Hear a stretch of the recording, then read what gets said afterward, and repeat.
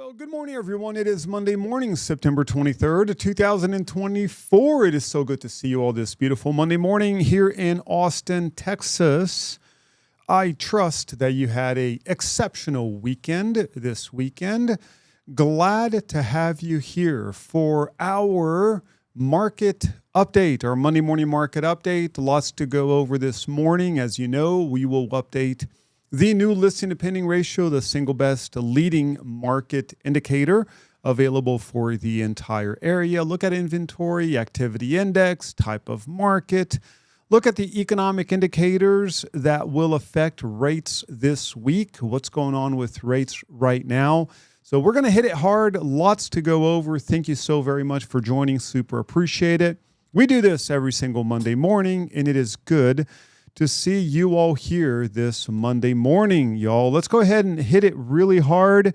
We've got the new listing to pending ratio. As you know, this is where we update all of the activity that's occurred over the past week. Take a look at new on the market, back on the market, and then we divide that by the active, under contract, and pending. And it's going to give us a very simple and yet very powerful ratio showing us whether inventory is going up, is going down, and what can we expect this coming week. First thing we're going to do is we're going to go a little bit backwards in time, and we're going to update all of the previous activity.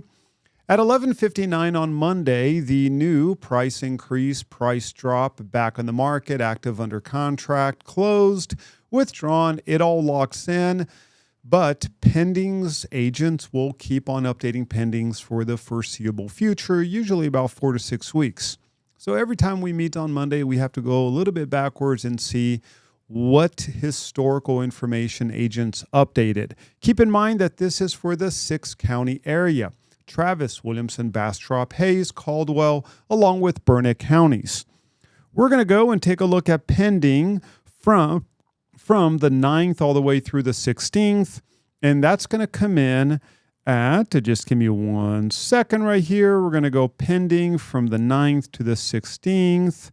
Let's see what the final number will be. Let's see right here. And keep in mind, you all, this is for residential transactions only. Residential transactions. The number is going to go from 430 to 443. That's going to bring the ratio up to 0.71. Let's go back from the 2nd all the way through the 9th, and that's going to be 411. Ratio is going to be 0.74. Let's go from the 26th to the 2nd. That's going to be 489. We're going to go from the 19th to the 26th. That's going to be 508. Great. So we're all updated going backwards in time. We've got that 0.71 ratio, slightly under that 0.74. We maxed out at a 0.93 ratio from August 26th all the way through September 2nd. The reason why is because the number of listings that came on the market was really low. That's when school started. That's to be expected. That happens every year whenever school starts. The number of new listings for that specific week goes down. We're going to have a little bit of a higher ratio. Let us start updating this week. That's going to be from the 16th all the way through the 23rd. Keep in mind, you all, this information will be updated first thing tomorrow morning because the new price increase, price drop, back on the market, active, under contract will lock. We'll always update the pendings for the next 4 or 5 weeks, but tomorrow morning you're going to have the latest and greatest number of new listings, price increase, price drop, and whatnot. We're going to have number of new listings. Whoa, this is low, 877. That is a low number, you all. 877 new listings so far from September 16th all the way through September 23rd. That is interesting. So let's take a look. So we've got 59 less new listings this week compared to the same week last year. Are we going to get 59 new listings between now and 11:59 p.m. tonight? Oh, that's going to be a tough one. I don't know that we're going to beat last year's number, but 877, that's a low number. Okay, I like that. Price increase 124, that's a low number. Let's take a look at price decrease 1540. That's going to give us a 93%, meaning out of all of the price increases versus price decreases, 93% were price decreases. It doesn't mean that 93% of listings went down on price. That's not what it means. It's out of the spectrum of price increases and price decreases, 93% of those were price drops. That right there is the highest number that we've seen since July 22nd. Back on the market, what's going on with that? 172. That should be a low number with property or with interest rates, even though rates went up a little bit over the past 7 days. Thankfully, Robert is holding steady. We're going to go over Robert's rate sheet, still holding steady at 6%. Very grateful for that. But that did go up a little bit from last week at 19%. Let's take a look at active under contract. We're at 428, 428. And now you get to guess. I need 5 people to guess how many pendings, you all. Last week, we had 443 pendings. Now, keep in mind, when we are updating this information on Monday morning, it's going to be a lower number because agents have not updated their data quite yet. So what do you think? Melanie's going to start us off at 214. Sonia at a slightly bullish 265. We're down to...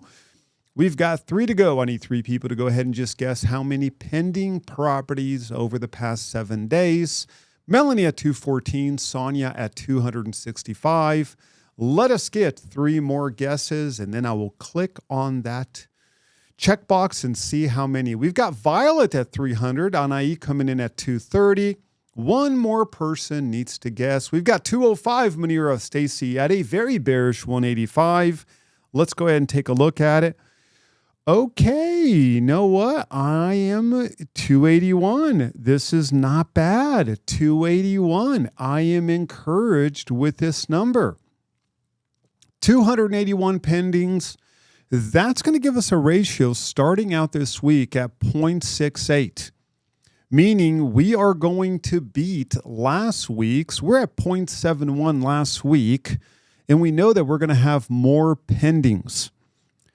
So that's encouraging. I will take that all day long. A little bit of a boost right there.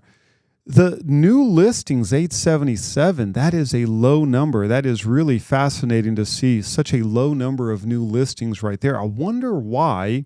Let's go ahead and look at some comparisons. Let me see right here if I can go ahead and adjust this a little bit so you can see the number. There we go. We went ahead and adjusted that. Let's look at the comparison. Number of new listings this past week versus a year ago, down 59 on the number of new listings. We were up 99 the previous week. Are we going to get 59 additional new listings between now and 11:59 p.m. tonight? We're going to get very close. I don't think we're going to beat that, but we're going to get very close. 120 less price increases, 443 less price drops. 14 less back on the market, 47 less active under contract. So far, 213 less pending. That number is going to shrink. I still think we're going to have less pendings and less active under contract compared to last year. Last year's ratio was 0.86 for the week. So far this week, we are at a 0.68 ratio. Let us update the monthly data. First thing we're going to do is go all the way back to August. Let's just see if we have to update August pending. 1840, we do have to increase this to 1840. Let's see if we have to update July. July pending, we're at 1795. 1795. Let's see if we have to update June, a number of pendings for June. We're at 1861, so we are all set on the historical data.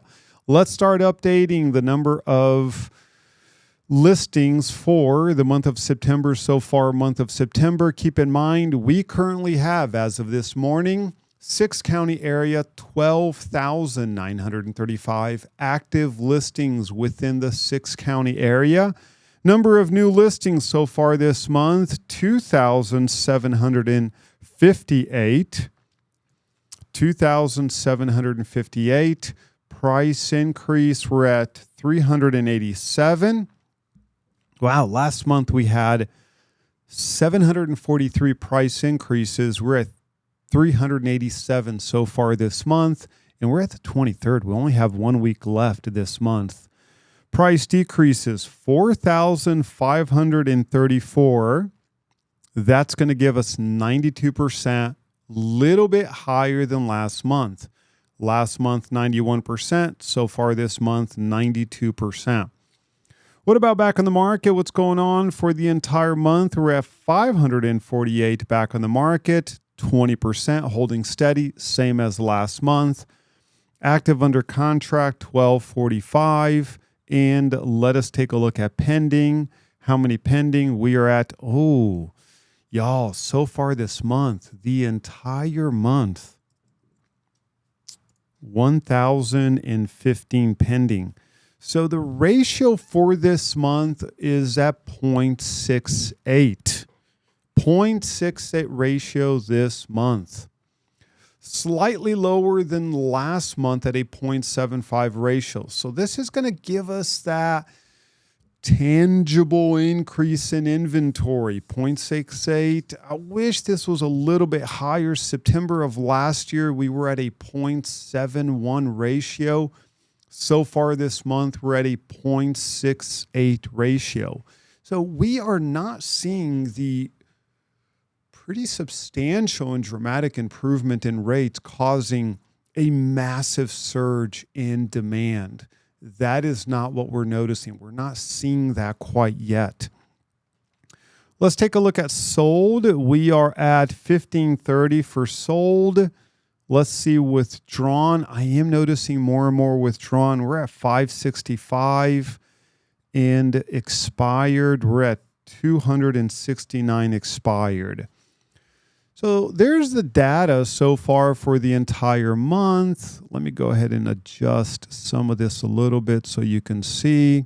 Let me make this a little bit smaller for you. So far, this is going to be month over month. We're 23rd of the month.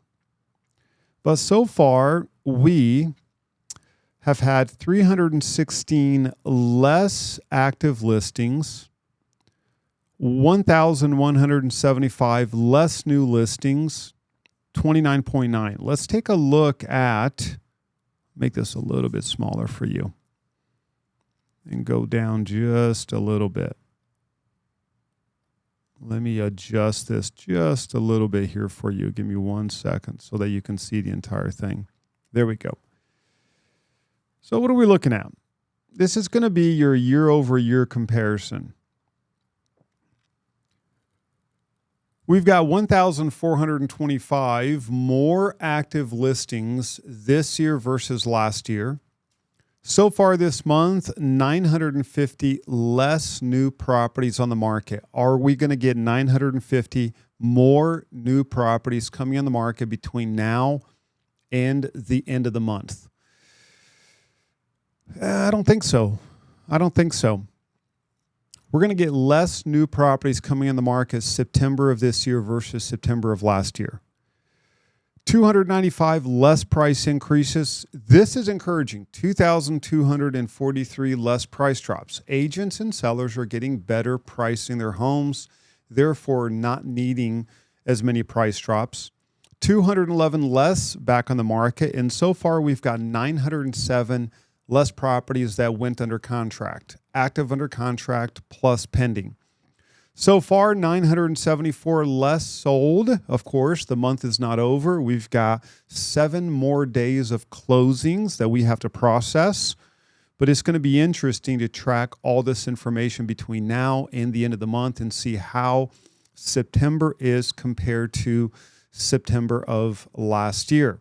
Let me go ahead and just move this out of the way so that I can save it as a PDF and go over some of this information as a PDF. We're going to take a look at Closings so far for the entire month is just going to give me 1 second so I can convert all of this as a PDF so I can show you the entire PDF. Just give me 1 second to get all this information here for you. It's going to take about 60 seconds or so. There we have it. There is all the data. Let's look at some graphs. Open house, currently at 2,894 open house, slightly down.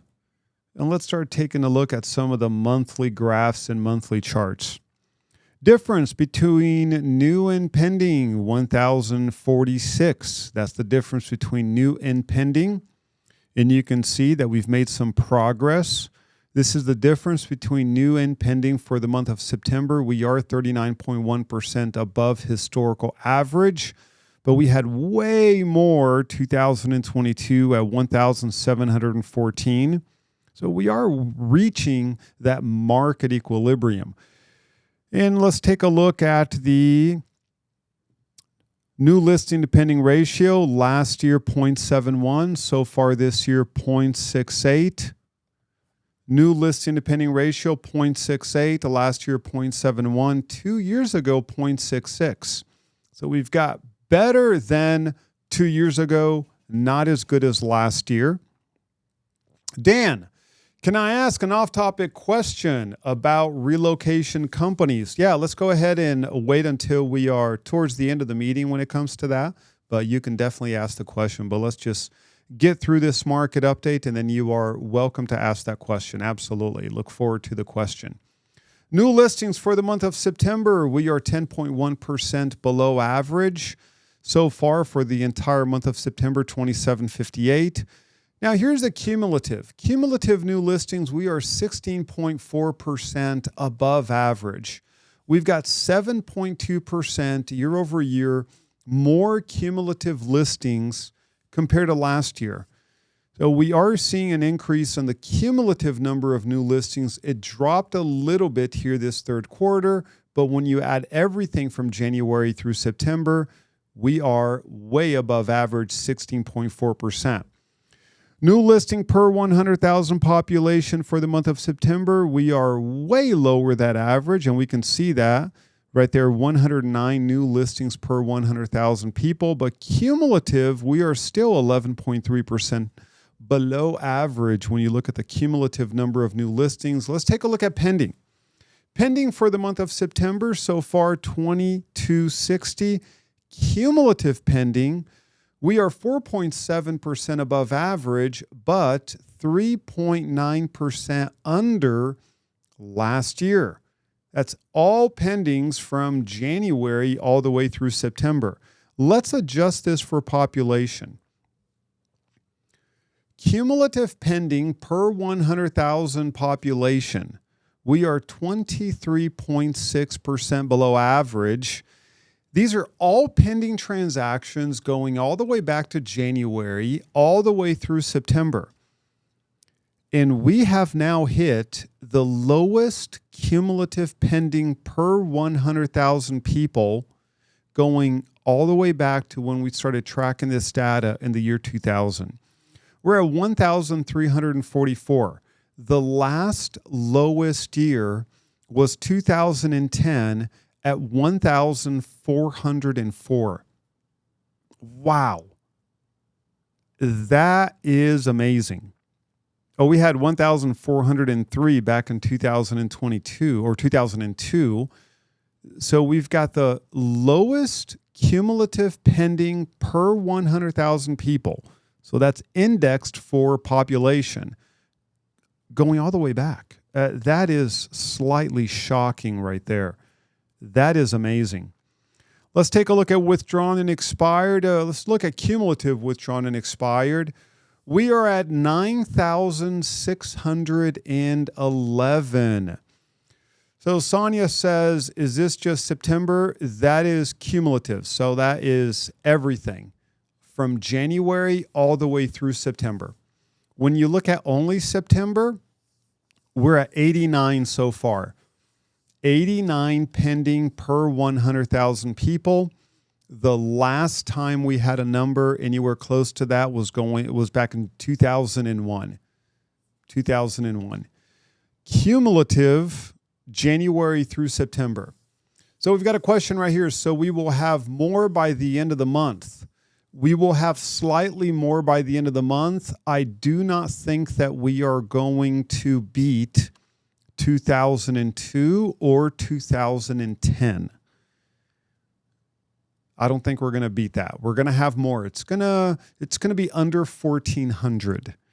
It's going to be between 1380, 1395. It's not going to beat 1400. So we're going to have, let's just say right at 1400. But there's no way that we're going to beat 1403. Yeah, pretty shocking, isn't it, Sonia? So the data doesn't lie, you all. That's why we look at this data. The data does not lie. I mean, this is it's a very low number. It's a very, very low number. It is shocking. Let's take a look at sold per 100,000 people. So far, we're at 60. This number, of course, is going to go up. But when you look at the cumulative sold, we're at 920 cumulative sold between January and September.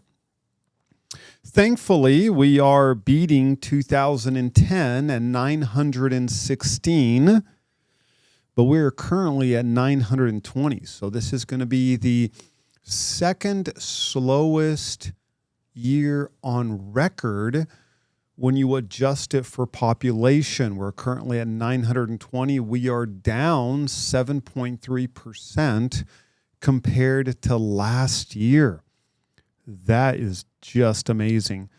So that's going to give us a 0.76 ratio, new listing to closing ratio for the entire year. So when you look at all of the activity from January 1st all the way through today, the ratio is at a 0.76. Last year, 0.83. The year before that, 0.83. And of course, we all know how amazing 2020 and 2021 was. At 1.10 2020, 1.08 2021.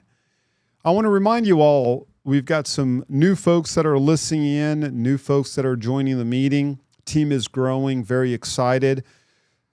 The reason I love this new listing to pending ratio is it gives us an indication of market demand week over week, month over month.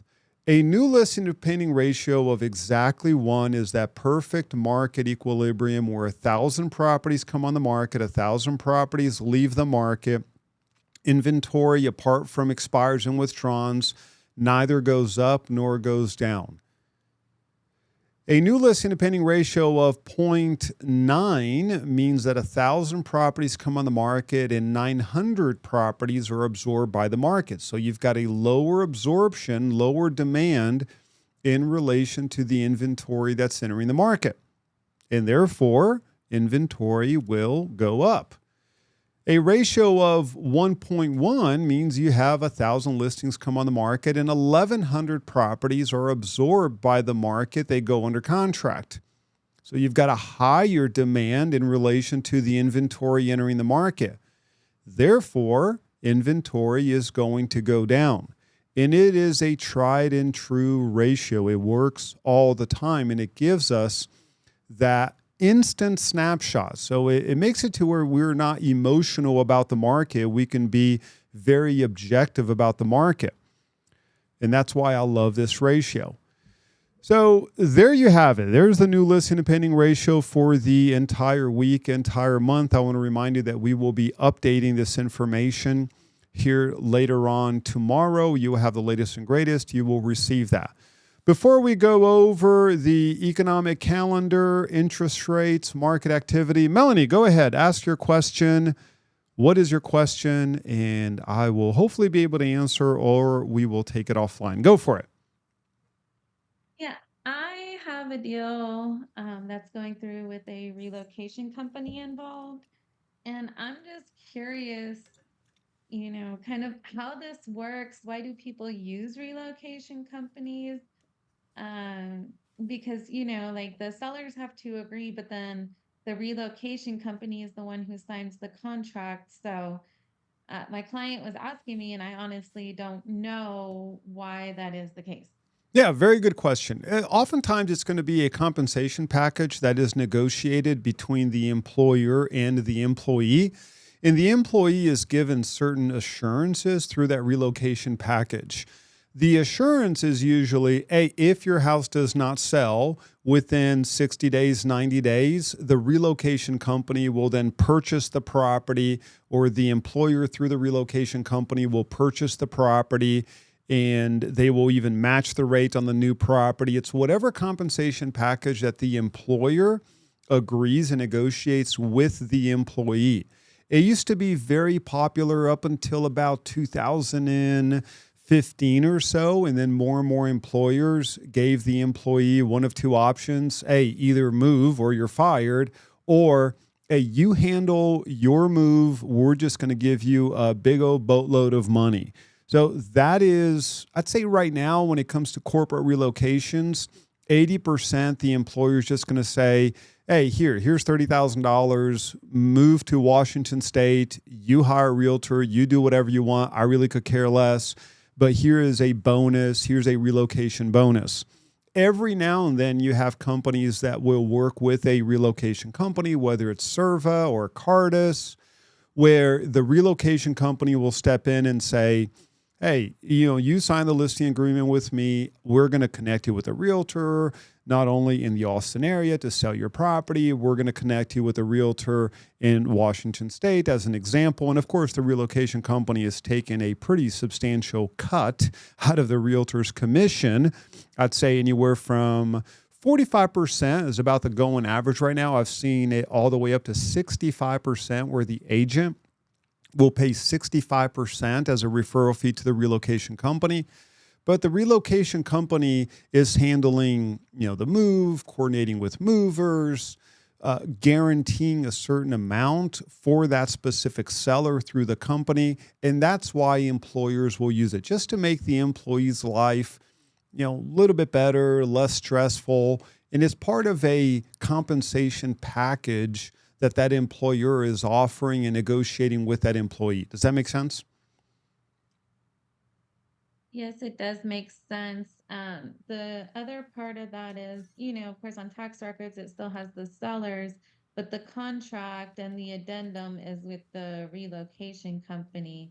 So do they like already have a purchase contract with the sellers, but then they assign the contract, or how does that work? Yeah, oftentimes that's exactly what it's going to be. Or they could have possibly already purchased the property and tax record doesn't reflect a very recent purchase that occurred. But oftentimes, I'd say 90% of the time, what they'll do is it'll just be a simultaneous closing. So the buyer will purchase the property from the relocation company that's buying the property from the seller. Oftentimes, you're going to see two sellers disclosure, one from the relocation company to your client that says unknown, never lived there, and it just has unknown on everything. But then they also provide you with the seller's disclosure that the seller provided to the relocation company. That's exactly the case here. Yeah. Yeah. So it could very well be a simultaneous closing, or it could be you would have to look at the relocation addenda that the relocation company provided. Usually they'll have the structure of the deal and the equitable interest and title that the relocation company holds. Texas has a equitable interest disclosure that is required under Texas law. That was passed, I want to say about 4 years ago or so. So the relocation company, if they do not hold real title to the property, they simply hold equitable title to the property. They have to disclose that through the contract. And oftentimes it's simply going to be built into the relocation addenda that they provide. Yeah, but they're going to have things like you have an inspection period as opposed to an option period. I personally like working with relo companies. I've never had a problem working with relo companies. Just handle it the same way that you would handle any transaction, in addition to having your client and, of course, you and us reviewing that relocation addenda very carefully. But it's Cardis, I believe, does a 10-day inspection period. It's like, hey, you don't have to pay us anything. You have a 10-day inspection. If you submit an amendment and we agree, then you can back away. But if we don't agree, then you can back away. The biggest thing for the agent is going to be to review any additional language that is included within that relocation addenda. So does that answer your question? Yeah, definitely answers Okay, my good stuff. question. Thank Violet, you. you've got something to add on. Go for it. Yeah, I did a deal with Cardis in 2016. They didn't buy the property, but obviously I had a sign with them that I was going to give them. They did take 60% back then, but they have something in their contract. Melanie, you may want to check out, I don't know who the company is, but that if the buyer sells within a certain period of time, Cardis is still sort of like the overall. In other words, that buyer is not free. You're not free to just work with the buyer. They will still take another cut. So you have to be careful as to what the language is around that and how many years. But you're talking about if you have a agreement with Cardis, right? If you get the client from Cardis. No, I'm talking about if you have a client, my client was moving and we met at an open house, but because she was working for this company had this relocation deal with Cardis. So I had to go through Cardis. They didn't purchase the property, but like I said, it was back in 2016. But I do remember that it was 40% and that there was something in the contract about if she sold within, I don't know, and it wasn't a long time. It was like 2 years or 3 years or something that Cardis was back in the loop. So you Yeah. may want to check that. Yeah, but once again, this is where like your client was part of that relocation package. It wasn't like your client was the buyer and they were submitting an offer on a relocation property. Right. Yeah. Right. Yeah, I just want to clarify they were that. a buyer under under Cardis. Yeah, yeah. No, and I'm glad you brought that up, Violet, but no, you're absolutely right. If your client is the one that has a relationship with a relocation company, it is very, very common for that referral agreement to not be only one transaction, but a combination of a transaction and a length of time. So thank you for bringing that up, Violet. Very good question. Very good question. Well, y'all, let's go ahead and just keep on updating everything that we've got to update here. Let's go ahead and take a look at the bond market because you can see that we lost some ground from last week. We are now up 3.7 basis points. So we crossed a repricing line on Friday. We crossed another repricing line today. Little bit of an improvement right here from 9 a.m. until now, but we are over a repricing line. So why is that? What is going on that is causing the yield to go up? And it's all about the economic data that was released this morning. We had better than expected, way better than expected Chicago Fed national activity. We have a little bit lower than expected manufacturing PMI, Purchaser Manager Index. We have higher than expected global composite PMI, higher than expected global services PMI. So it's all about the economy being a little bit hotter than expected, causing the yield in the 10-year Treasury to go up. How is that affecting rates? We are, thankfully, man, God bless Robert, still at 6%. Not sure what's going to happen between now and the end of the day. If we continue to stay over that repricing line, we could very well end the day at 6.125. We're just going to have to wait and see what that looks like for the bond market. But thankfully, even though we did cross a repricing line last week, Next Level Lending, Robert, they do an amazing job hedging their rates. So we've been able to hold steady at 6%.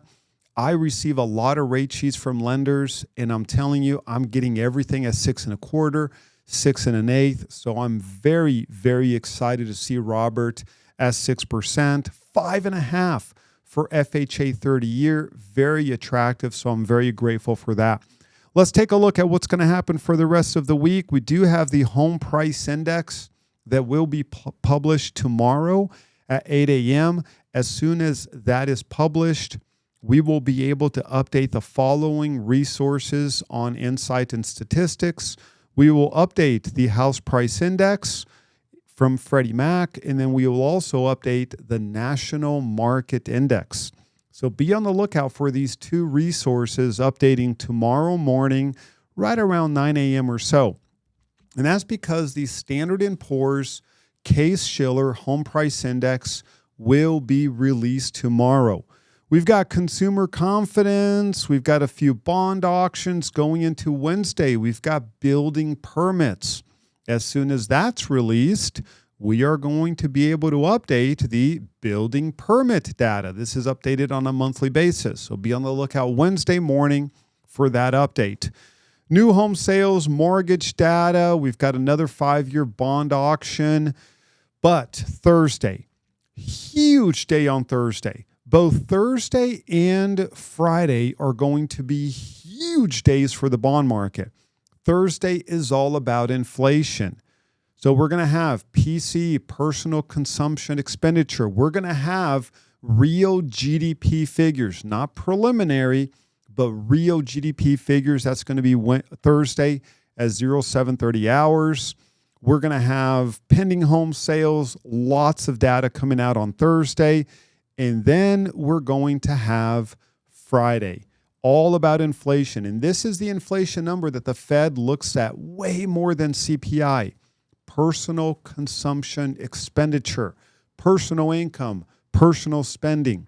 The bond market could go either way this week. Was that 50 basis point drop that the Fed did, was that in line with what they were expecting? We heard last week from a few members of the Fed that they have some of their leading indicators are pointing to better than expected PCE figures. Is that going to be the case? It's an all or nothing this week. If for some reason personal consumption expenditure comes in hotter than expected, you can expect some massive repricing. You can expect rates to go up. Hopefully it'll come in right in line with what they're expecting. Better if it came in under what they were expecting.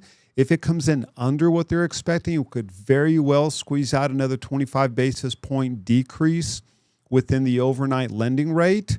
When the Fed meets again in November, we're just going to have to wait and see. But this is a huge week. I will keep you all posted within our internal Facebook group. Be on the lookout for screenshots. So this is a very, very critical week for rates. It's a all or nothing. It's really a winner take all when it comes to rates this week. Got lots of real estate data coming out this week. New home sales, permitting data, home price index.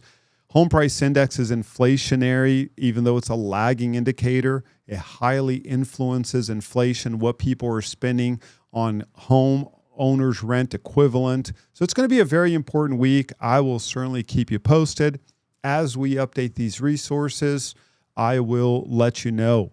Let's take a look at next week really quick, see what's going on next week. Let's see right here. Next week, we've got JOLT, job opening labor turnover, employment, and we ought to have unemployment, also unemployment. So 2 very important weeks when it comes to the entire market and how it affects rates, how it affects the Fed's decision on lowering or holding rates steady. So be on the lookout for all of these updates. Let us take a look at inventory. As of this morning, we have 14,875 active listings currently in the market.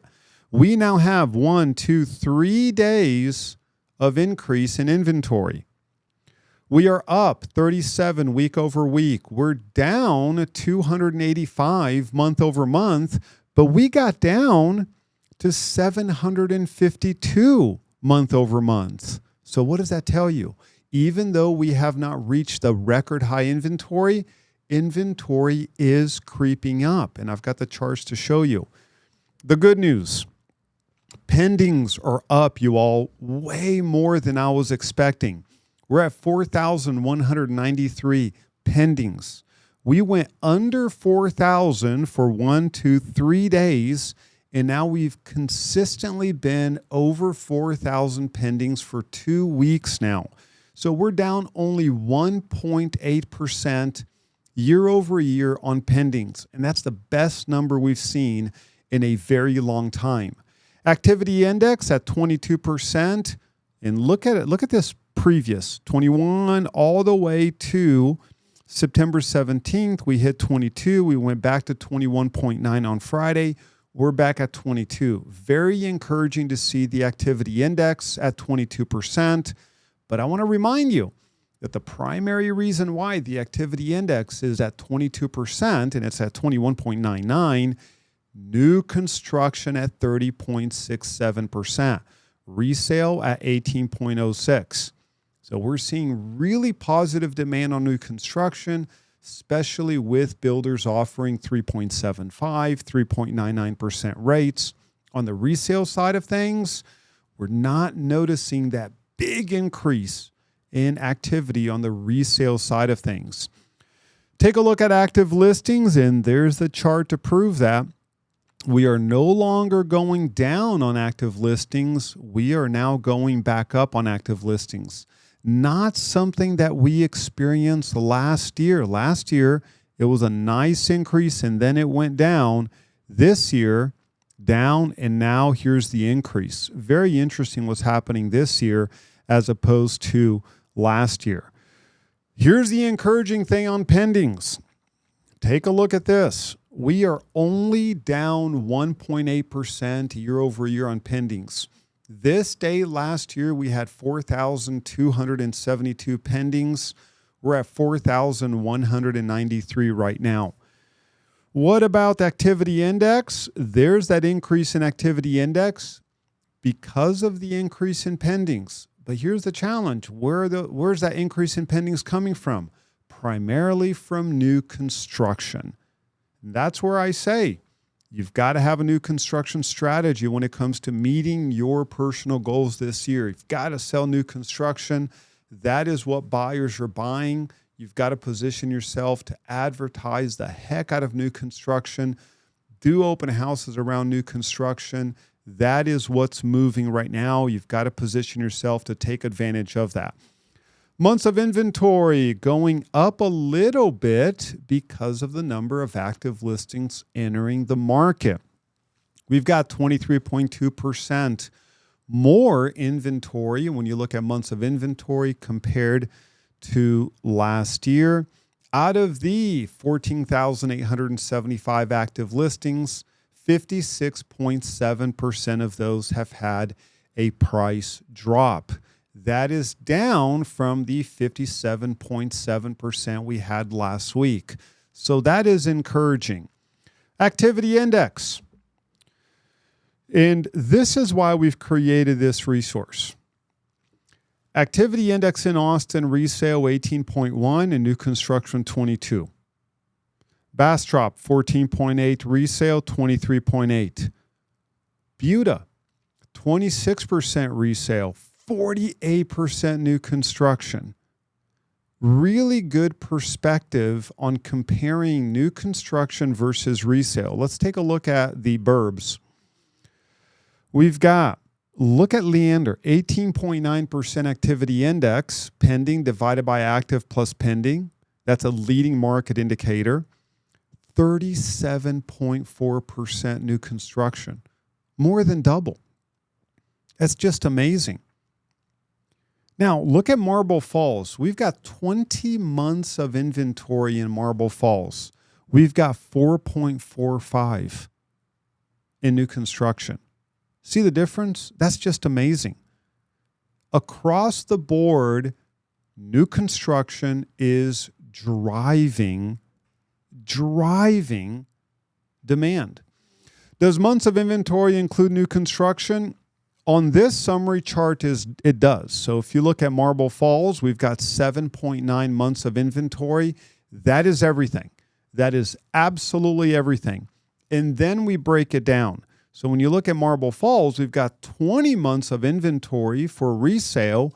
We've got 4.45 when it comes to new construction. Okay, and keep in mind, Sonia, you said it right.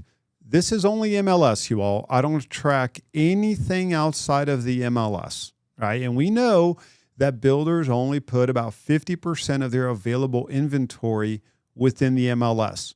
But we've been tracking this for so long, it's an apples to apples comparison, but this is MLS, right? There's no way for me to track what's off MLS. This is strictly MLS data. But it is accurate, and it's going to give you a really good comparison, really good picture of what's going on. Let's look at activity index per zip code. And we continue to see downtown Austin 7.9% activity index. Very, very low activity index in downtown Austin. We can see that 78701 continues to be the lowest activity index. But look at 78645 Leander at 9.1% activity index. So we are starting to see quite a few zip codes under the median activity index. That is happening more often. What about type of market? Out of the top 30 cities that we track, 16 out of the top 30 are still in a seller's market. That's going to be 53%. 7 are in a neutral market. 7 are in a buyer's market. You ready to take a look at zip code? Zip code just flipped. We now have more zip codes. We've got 42 zip codes out of the 75 that we track that are in a neutral and in a buyer's market. In 44% or 33 out of the 75 zip codes that we track are in a seller's market.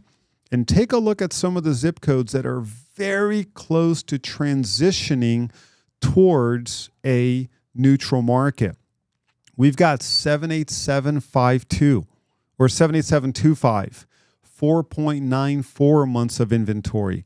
78753, 4.80, 28, 4.75. And then let's look at the zip codes that are transitioning towards a buyer's market. We've got 78751 at 6.76. Wimberley 78676 at 6.75, 78756 at 6.71, Elgin at 6.69. So let me show you a few of those really quick. We have 78725. We only need one additional listing to transition to a neutral market. 78728, we only need 2 new listings to transition to a neutral market. 11, 17, 74. Let's look at a few more. 4, 7753, we need 4 new listings. Look at 7756. We only need 2 new listings for it to transition to a buyer's market. 78751, we need 3 new listings to transition to a buyer's market. So we are noticing more zip codes transitioning to a neutral, more zip codes transitioning to a buyer's market. How is that affecting pricing? We are currently at $559,000 average sold price so far this month. That is down $15,291 month over month, down $22,413 year over year. We are holding steady at $430 median sold price, down $5,000 month over month, down $20,000 year over year.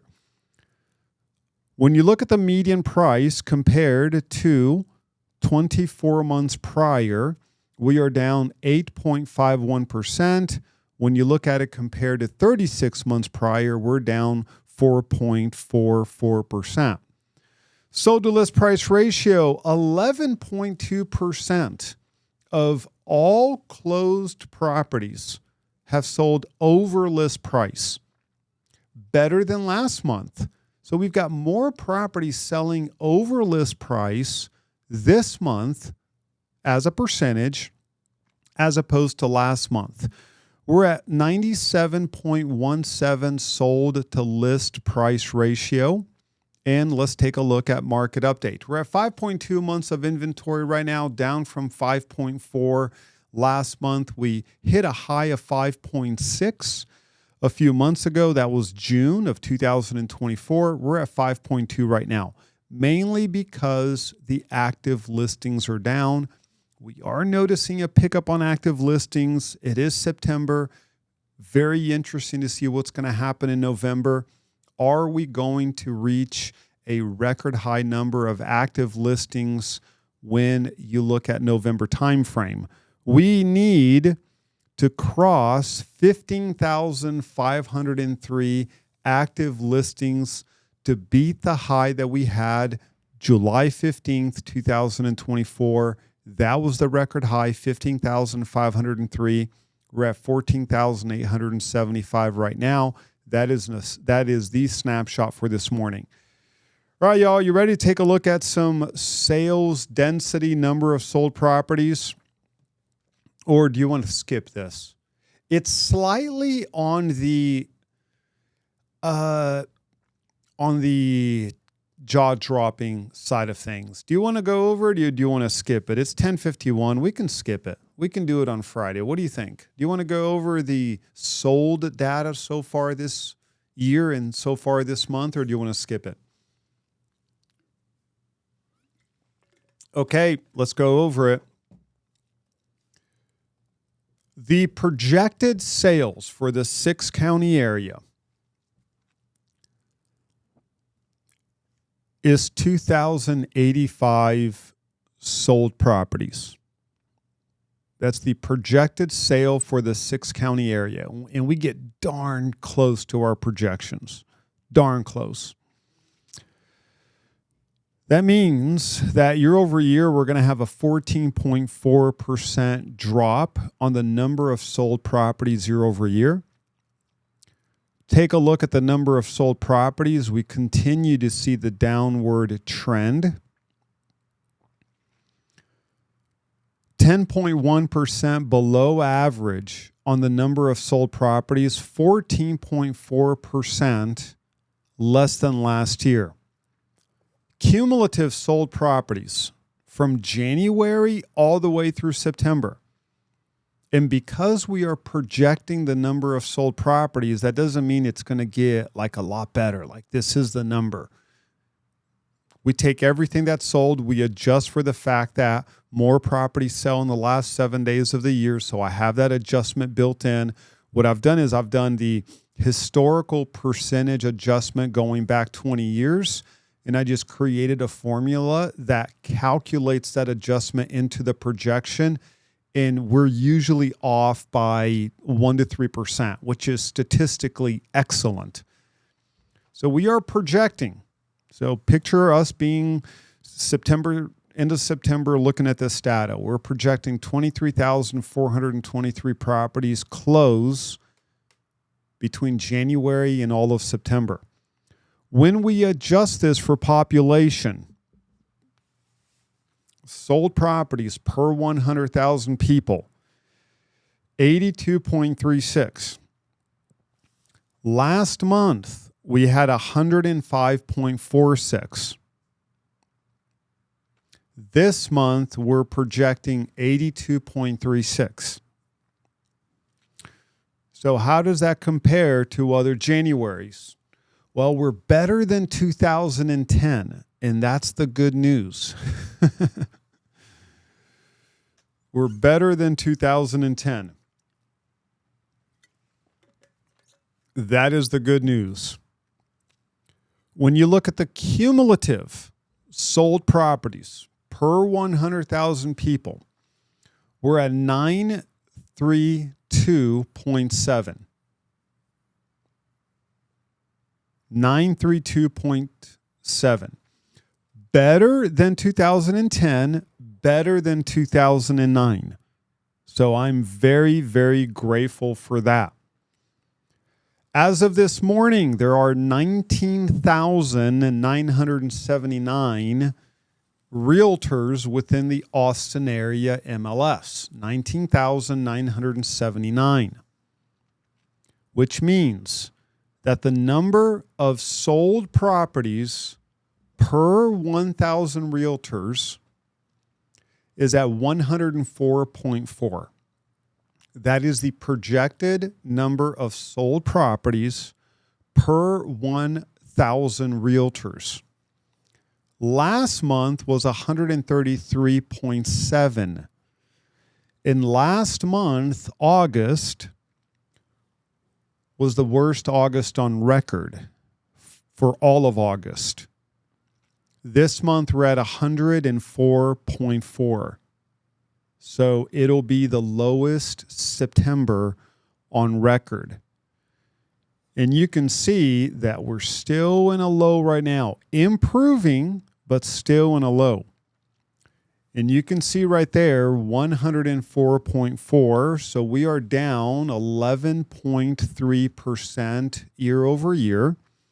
And we are 39.4% below average. Let's look at cumulative. 1,199. That's the cumulative sold properties per 1,000 realtors. All of January through September. That's 27.9% below average. So we're down 0.8% year over year. When I look at these figures, I could not be more grateful and more proud of the work that you all are doing and the work that we are doing as a company. Because we are up almost 10% year over year with exactly the same agent count. Absolutely amazing. Like I literally just get on my knees and just thank the good Lord. Very grateful. Very, very, very grateful. Because when you look at the numbers across the city, based on the number of agents, it is shocking.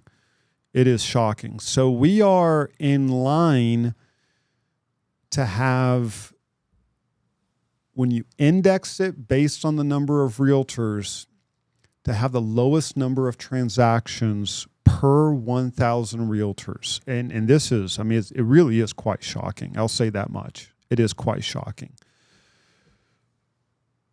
So that's the data. That's the sold data for the entire year. Really amazing. Amazing to see these numbers.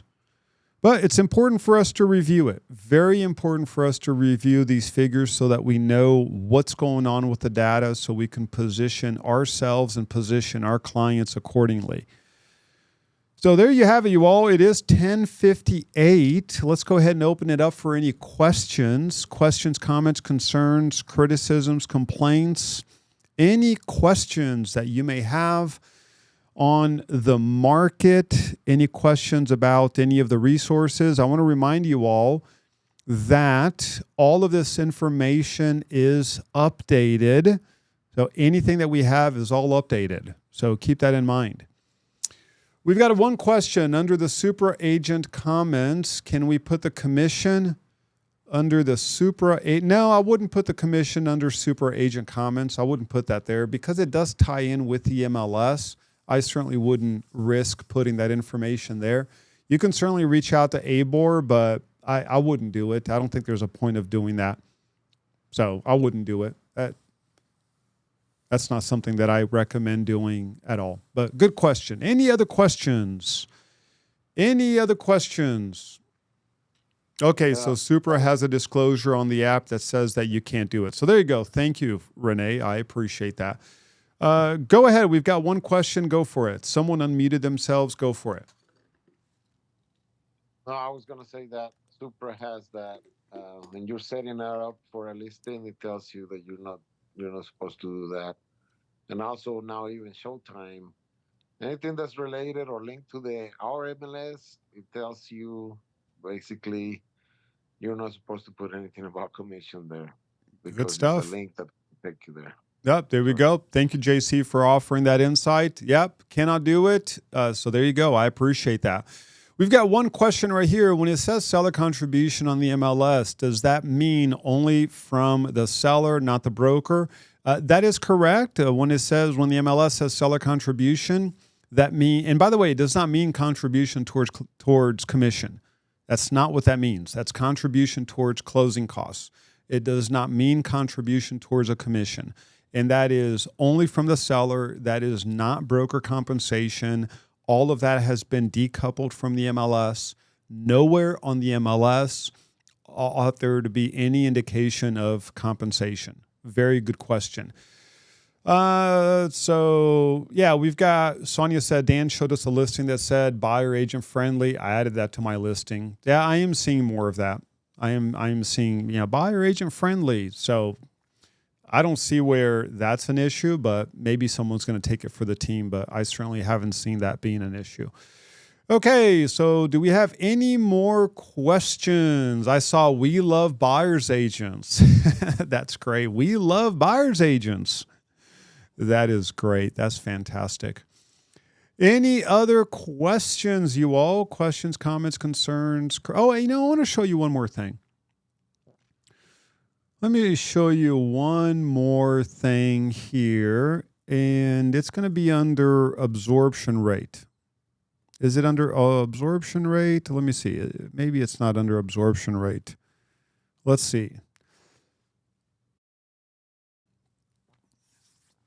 Maybe it's under type of market, or I think it's under activity index. Yeah, that's exactly it, under activity index. Let me pull up activity index for you. Really interesting. Take a look at the median price active, median price pending, median price sold. Isn't that interesting? Median price active, 625. Median price ending, 589. Median price sold, 575. For the most part, that's the trajectory that it follows. You do have some outliners, like you've got the median active at 540, but then the median pending at 576. But look at the median sold, 490.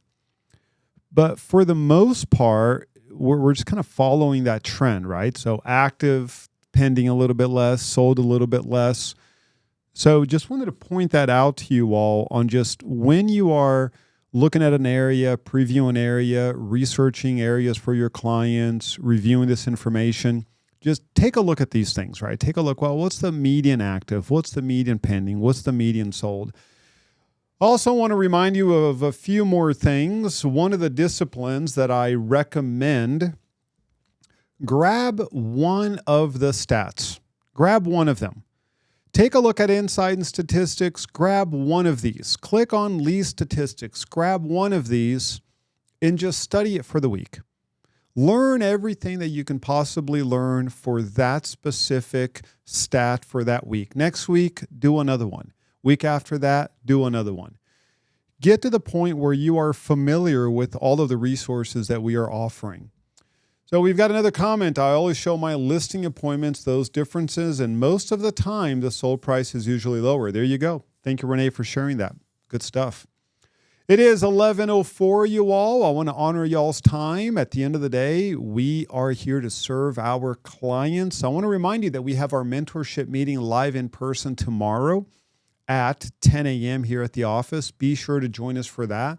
We have Wednesday training over Zoom. That's where we're going to do broker Q&A, contract proficiency, and also a real estate specific training. And then we have our Friday team meeting live in person. It is recorded. It is not streamed. Friday in-person team meeting at 10 a.m. here at the office. Thank you all so much for joining. Super appreciate it. Let's go ahead and end with the bond market. Oh, this is exciting. Look at that. In the course of an hour, we just dropped under that repricing line. Very exciting. We are up 1.3 basis points, but we are within the repricing line. So this is good news, a very good way to end the meeting with the bond market now being under a repricing line. This is really, really exciting. If there are no questions, comments, concerns, criticisms, compliments, complaints, Thank you all so much for joining. Super appreciate it. Keep in mind that this recording will be available over YouTube. And by the way, the link is now live for everyone. So you are welcome to share the real estate market update to anyone else that you want to share to. So if you know another agent at another company that would see value in this information, share the link. Our Monday morning meetings are now available live, or not live, but it is recorded. I am thinking about streaming it live on YouTube, so I'll make that decision at one point. But so far, it works great doing it here and then posting the recording. But you are welcome to share this one. So keep that in mind. Thank you all so very much for joining. Super appreciate it. Have an amazing rest of your day. Be on the lookout tomorrow for the updated new listing depending ratio along with all of the updated stats. Have an amazing rest of your day. If you have any questions, please let me know. Give me a call and I will talk to you soon.